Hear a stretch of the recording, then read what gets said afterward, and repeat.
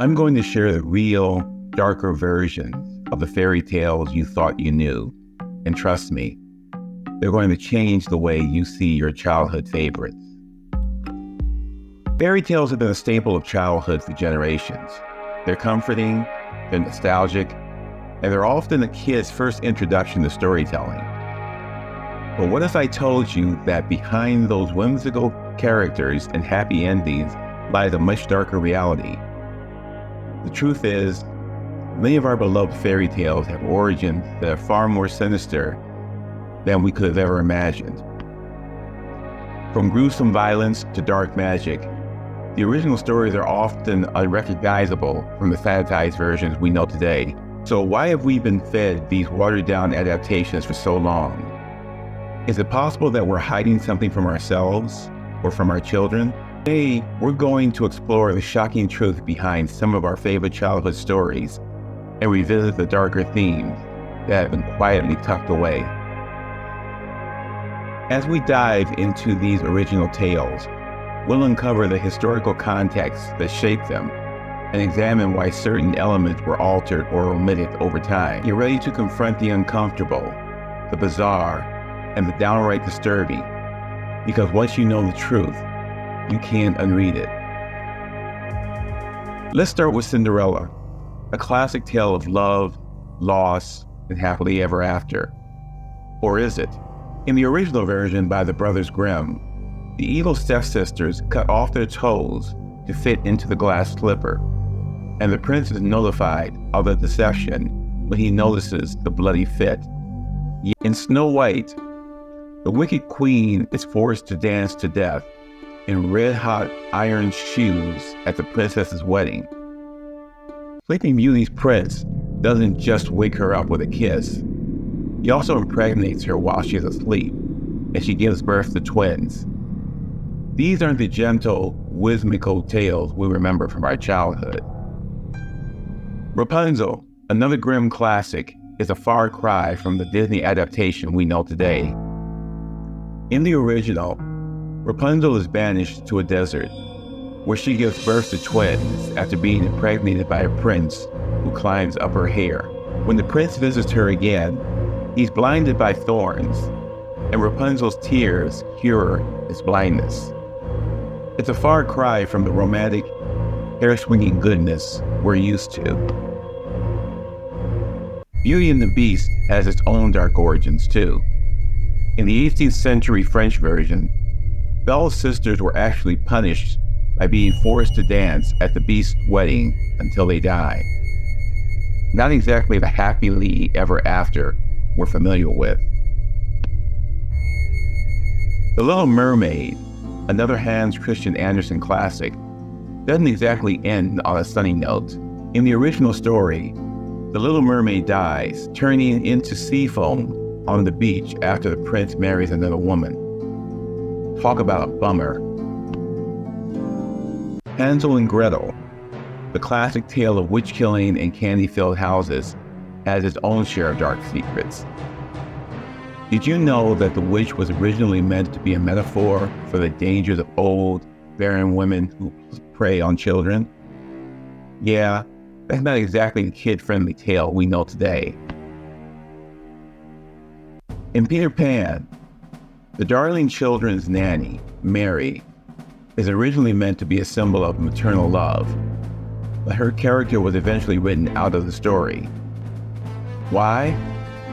Because J.M. Barrie, the author, had a traumatic experience with his own mother's death when he was young. Fairy tales have been watered down over time to conform to societal norms and values. But what if we looked at these original stories as cautionary tales, designed to teach children about the dangers of the world?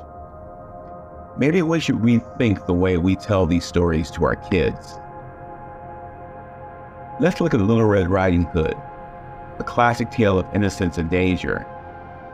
The original story was meant to warn children about the dangers of talking to strangers, but it's often been sanitized to remove the violent and gory elements. What messages are we sending our kids when we whitewash the truth? The Grimm brothers who collected many of these European folk tales, believed that children needed to learn about the harsh realities of life through storytelling. They argued that by confronting the darkness, children could develop empathy, courage, and resilience. Fairy tales have been used to reflect societal fears and anxieties, often serving as a way to process and cope with trauma. But when we sugarcoat these stories, we risk losing their original messages and significance.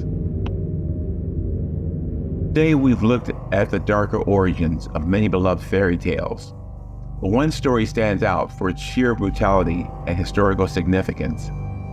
It's a tale that's been sanitized, adapted, and watered down over time, but its original version is shockingly dark.